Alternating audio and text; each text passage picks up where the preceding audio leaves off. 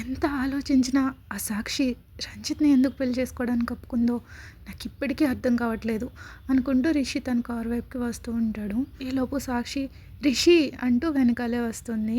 రిషి ఏం పట్టించుకోడు సాక్షిని. ఇంకా వెనక్కి కూడా తిరిగి చూడడు.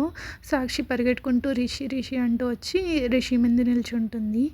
రిషి, నీకు రంజిత్‌కి పరిచయం ఉందని నాకు తెలీదు. అయినా నువ్వు నీ పాస్ట్ గురించి, ప్రెజెంట్ గురించి అన్నీ చెప్పావు, కానీ రాజేంద్ర వర్మ గారి ఫ్యామిలీతో నీకు పరిచయం ఉందని ఎందుకు చెప్పలేదు? ఏం అడుగుతున్నావు సాక్షి?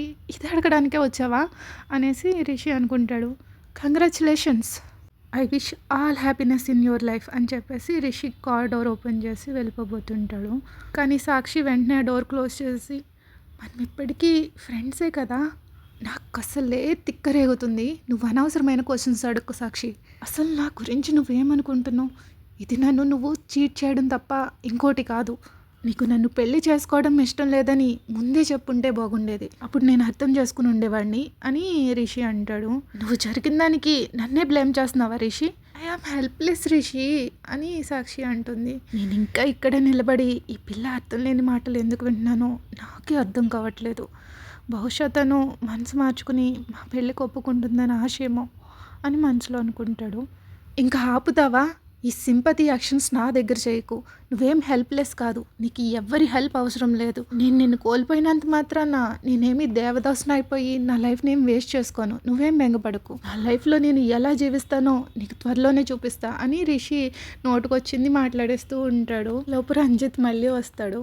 అవునా, ఎలా జీవిస్తావు? నీకు ఏ ఫ్యామిలీ నుంచి ఎలాంటి అమ్మాయి దొరుకుతుంది? ఏ కన్న తల్లి తన బిడ్డని నీలాంటి అనామకుడికి ఇచ్చి పెళ్లి చేయదు అని రంజిత్ చెప్తూ ఉంటే మధ్యలో సాక్షిలా అంటుంది. ఆపు రంజిత్, ఇందులో నువ్వు జోక్యం చేసుకోకు, నా విషయం నేను చూసుకుంటాను అని సాక్షి రంజిత్ని ఆపడానికి ట్రై చేస్తుంది. సాక్షి అలా రంజిత్తో మాట్లాడుతూ ఉండగా సడన్గా రిషి చేయి చుట్టూ ఒక చెయ్యి వస్తుంది. బేబీ అంటూ ఎవరో వచ్చి రిషి చేయి చుట్టూరు తన చేయి చుట్టుకుని పట్టుకుంటుంది దగ్గరికి. రిషి షాక్ అయ్యి ఎవరా అని పక్కకు చూస్తాడు. లయర్, దీని ఇక్కడేం చేస్తుంది? నన్ను ఫాలో అవుతుందా అనుకుంటాడు. వసు రిషి వైపు చూసి, బేబీ నేను మీకోసం అక్కడ ఎంతసేపు వెయిట్ చేయాలి? 5 minutes అని చెప్పి ఇంతసేపు వెయిట్ చేస్తారా? నాకు మీ పైన చాలా కోపంగా ఉంది అంటుంది. ఏంటి బేబీనా? ఎవరు? నేనా అని మనసులో అనుకుంటాడు రిషి. ఎవరు రిషి తిను అని సాక్షి కొంచెం సీరియస్గా అడుగుతుంది వసు వాళ్ళకం చూసి. హాయ్, నా పేరు వస్తారా, మీరు నన్ను వసు అని పిలవచ్చు అంటూ వసు తనని తాను పరిచయం చేసుకుంటుంది. రిషి కూడా అప్పుడే వసు పేరు వింటాడనమాట. అప్పటి వరకు పట్టించుకోడు. వసుధారా, వసు, ఈ అమ్మాయి ఎందుకు ఇక్కడికి వచ్చింది? ఈ టైంలో ఇక్కడ ఏం చేస్తుంది? ఈ అమ్మాయి లూజే అనుకున్నాను, కానీ కంప్లీట్గా మెంటల్ అని ఇప్పుడు అర్థమైంది. బేబీ ఏంటి అని తను మనసులో అనుకుంటూ ఉంటాడు. రిషి, నిన్నే అడుగుతున్నా, ఈ అమ్మాయి ఎవరు అని సాక్షి కొంచెం కోపంగా అడుగుతుంది. నేను అతని లవర్ని అని వసు అంటుంది. రిషి ఒక్కసారిగా కొళ్ళు పెద్ద చేసుకుని ఏంటి అన్నట్టు చూస్తాడు వసు వైపు. ఏంటి లవరా, ఇది ఎప్పటి నుంచి అనుకుంటూ వసు వైపు చూస్తూ ఉంటే వసు ఏమో రిషి వైపు చూస్తూ కళ్ళు రెప్పలేస్తూ నవ్వుతూ ఉంటుంది. ఈ తింగర పిల్ల ఏం మాట్లాడుతుంది, మెంటల్ అనుకుంటాడు. రండి వెళ్దాం, నాకు ఇక్కడ చాలా బోర్ కొడుతుంది అని వసు రిషి హ్యాండ్ పట్టుకుని కొంచెం లాగబోతుంది. అప్పుడు రంజిత్ అని ఎటకారంగా స్మైల్ ఇచ్చి, నన్ను చూడు, ఒక్కరికొకరు బాగా సరిపోయారు, మేడ్ ఫర్ ఈచ్ అదర్ అంటూ ఎగతాళిగా మాట్లాడతాడు వసుని పైనుంచి కిందకు చూస్తూ. రిషి అప్పుడు అబ్జర్వ్ చేస్తాడు వసు డ్రెస్సు. అయినా 5-star హోటల్కి ఇలాంటి చీప్ డ్రెస్ వేసుకుని ఎందుకు వచ్చింది? పైగా నా పక్కన నుంచుని నా చెయ్యి పట్టుకుంది, నాకు చాలా ఇబ్బందిగా ఉంది అనుకుంటాడు. కొంచెం వసు హైట్కి వంగి వసు చెవి దగ్గర నెమ్మదిగా ఇలా చెప్తాడు, నా చెయ్యి వదిలి వెళ్ళి ఇక్కడి నుంచి అంటాడు. వసు ఏం పట్టనట్టు అక్కడే ఉంటుంది అలాగా రిషి హ్యాండ్ పట్టుకొని. నేనే అనాథాశ్రమం నుంచి వచ్చింది అని రంజిత్ అంటాడు. రిషికి మండిపోద్ది, వీడిని చంపేస్తాను ఈరోజు అనుకుంటాడు. సారీ, మీరేమంటున్నారు? అనాథ? ఎవరు? నేనా? చూడండి మిస్టర్, నేను అనాథని కాదు, నేను తల్లిదండ్రుల నీడలో పెరిగిన ఒక సాధారణ అమ్మాయిని. అలాగే మీరు అనాథల్ని ఎందుకు ఎగతాళి చేస్తున్నారు? అనాథ అంటే వాళ్ళు ఏమైనా ఆకాశం నుంచి బయటకు వచ్చారా? వాళ్ళకు కూడా కన్నవాళ్ళు తల్లిదండ్రులు ఉంటారు, కాబట్టి మీరు వాళ్ళని ఎగతాళి చేయకండి అని వాసు అంటుంది. ఈసారి రిషి ఏం మాట్లాడాడు. ఓకే, నేను ఎవరిని కించపరచాలి అని అనుకోలేదు. సో ఎప్పుడు మ్యారేజ్ మీ ఇద్దరిది? వీడిప్పుడు రక్తం పీల్చేసేదాకా జలకలా మమ్మల్ని పట్టుకుని వదలడు అని రిషి మనసులో అనుకుంటాడు.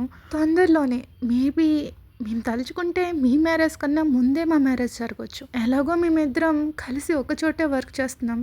సో మాకు టైం ఉన్నప్పుడు కొన్ని సైన్స్ చేస్తే సరిపోతుంది అని చెప్పి, ఏమంటావు బేబీ అని వసు రిషి వైపు చూస్తుంది. రిషికి ఏం మాట్లాడాలో కూడా తెలియదు. సో అప్పుడప్పుడు సాక్షి వైపు కూడా చూస్తూ ఉంటాడు. వసు మాటలకి తన కోపంతో ఊగిపోతూ ఉంటుంది. వసు చెప్పింది సాక్షియే కాదు, రిషి కూడా ఊహించలేదు. తను కూడా ఫుల్ షాక్లో ఉంటాడు. అప్పుడు రంజిత్ సాక్షి హ్యాండ్ పట్టుకుని, సరే రిషి, అయితే నేను త్వరలోనే మీటింగ్ అరేంజ్ చేస్తాను, అక్కడ కలుద్దాం. నువ్వు కూడా తనని అందరికీ ఇంట్రడ్యూస్ చేయాలి కదా, నీకు ఎలాంటి లవర్ ఉందో మన వాళ్ళందరికీ తెలియాలి కదా అని ఎగతాళి చేస్తూ చెప్పి సాక్షిని లోపలికి తీసుకెళ్ళిపోతాడు. సాక్షి మాత్రం ముందుకు వెళ్తూ రిషి వైపు వసు వైపు వెనక్కి తిరిగి చూస్తూ ఉంటుంది అస్తమాను. వెళ్ళిపోయాక వసు ఫుల్ స్మైల్ ఇస్తూ, సార్ నా యాక్టింగ్ ఎలా ఉంది బా అన్నట్టు కళ్ళు గట్టిగా మూసుకుంటాడు.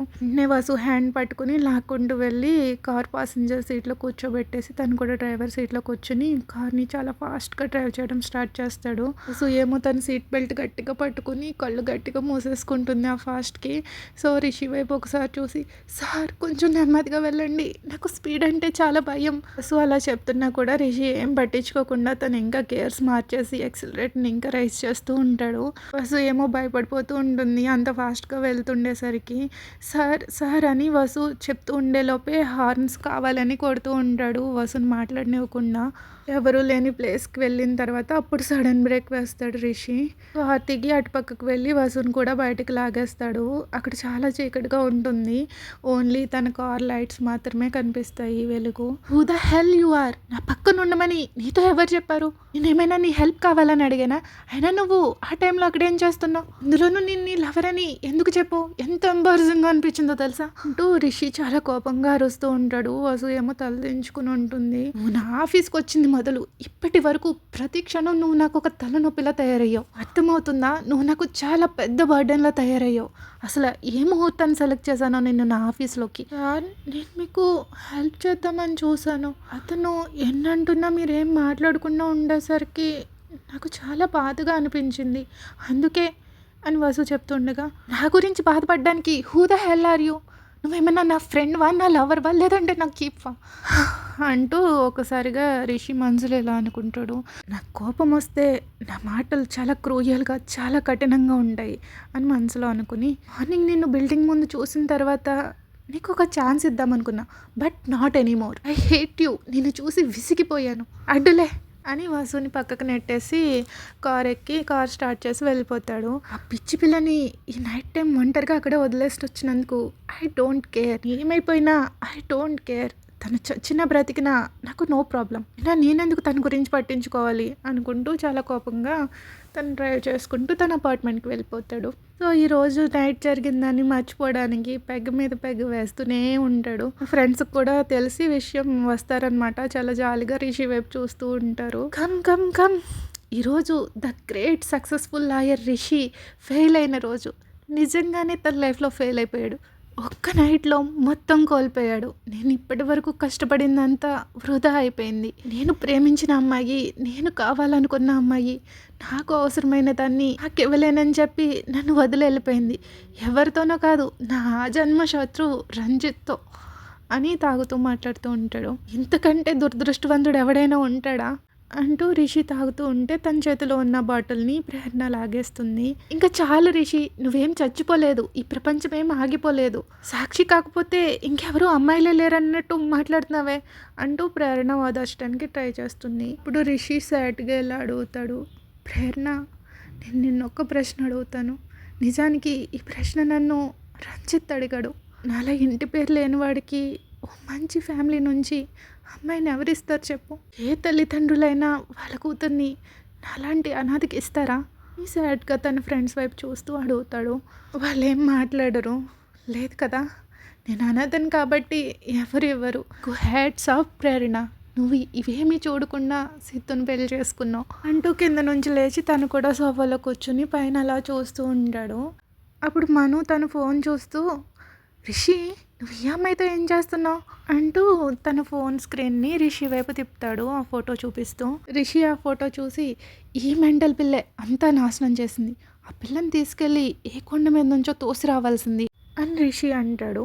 అప్పుడు సిద్ధు ఆ పిక్ చూసి, అయినా ఈ ఫోటో నీ దగ్గర ఎలా ఉంది మను అని అడుగుతాడు. నువ్వే చూడు నీ ఫోన్లో మన కాలేజ్ గ్రూప్ చాట్లో ఈ ఫోటో పెట్టి ఏదో రాసుంది అని తను కూడా అది చదువుతూ ఉంటాడు. త్వరలోనే పెళ్లి బాజాలు మోగనున్నాయి. మన బ్యాచ్లో ఇద్దరు ప్రామిసింగ్ బ్యాచులర్స్ త్వరలోనే పెళ్లి చేసుకోబోతున్నారు. రాజేంద్ర వర్మ గారి అబ్బాయి రంజిత్కి, అలాగే ఇండస్ట్రియలిస్ట్ శ్రీధర్ గారు అమ్మాయి సాక్షితో, అలాగే మోస్ట్ ప్రామిసింగ్ లాయర్ రిషికి తనతో పాటు వర్క్ చేసే అమ్మాయి వస్తారతో చదివి ఆపేస్తాడు. అంతే, అందరూ షాకింగ్గా అలా చూస్తూ ఉండిపోతారు. రిషికి దెబ్బకి మొత్తం వదిలిపోతుంది. వెంటనే ఏది అని చెప్పేసి మను చేతిలో ఫోన్ లాక్కుని మీద చదవడం స్టార్ట్ చేస్తాడు. ఇదంతా ఏంటి రిషి అని ప్రేరణ అడుగుద్ది.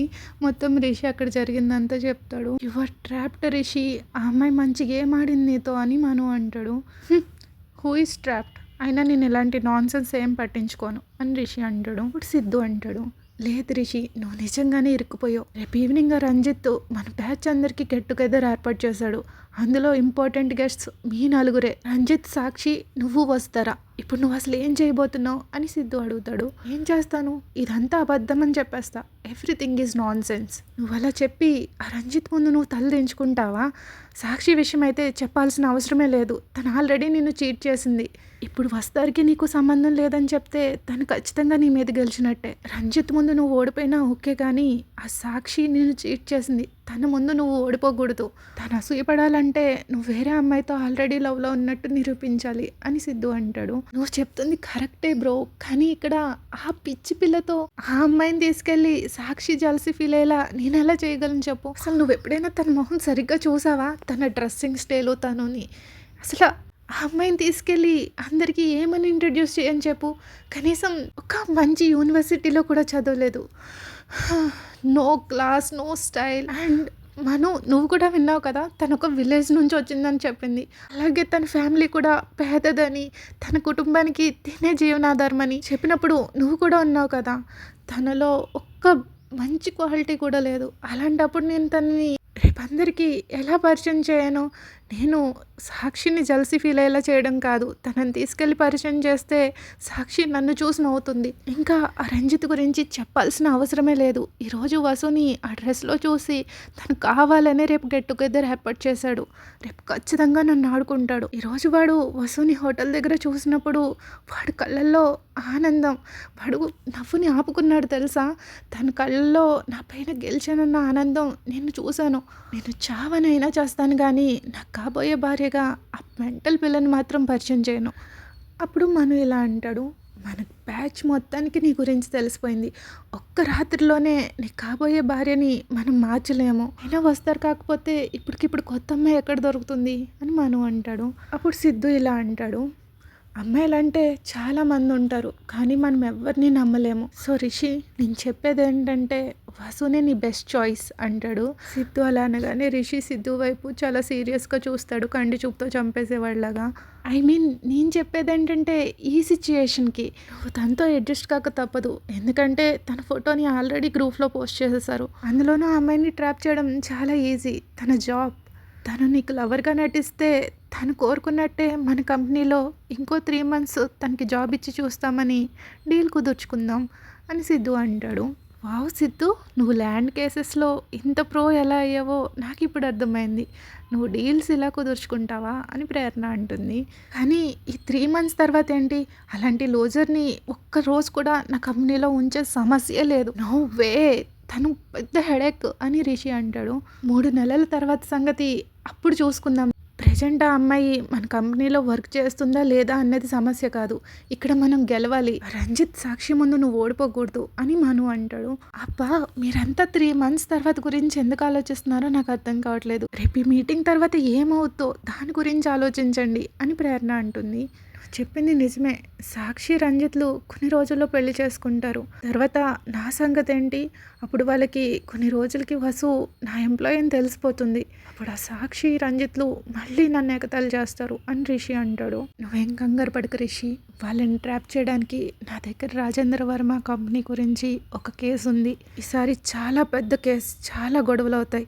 ఇది మనం మీడియా ముందు పెట్టినప్పుడు వాళ్ళు కేసులో బిజీగా ఉంటారు. నువ్వు వసుని పెళ్లి చేసుకున్నావా లేదా అని ఎవరు గమనించరు. అలాగే మన వాళ్ళు ఎవరైనా అడిగితే మీరిద్దరికి బ్రేకప్ అయిపోయిందని చెప్పు. అలాగే నువ్వెప్పుడు కోరుకున్నట్టే ఈసారి ఆ రాజేంద్ర వర్మ ఇండస్ట్రీస్ అన్ని నాశనం చేస్తాను. వాళ్ళని నాశనం చేయడానికి ఏది వదలకుండా అన్ని డీటెయిల్స్ కలెక్ట్ చేస్తున్నాను అని సిద్ధు అంటాడు.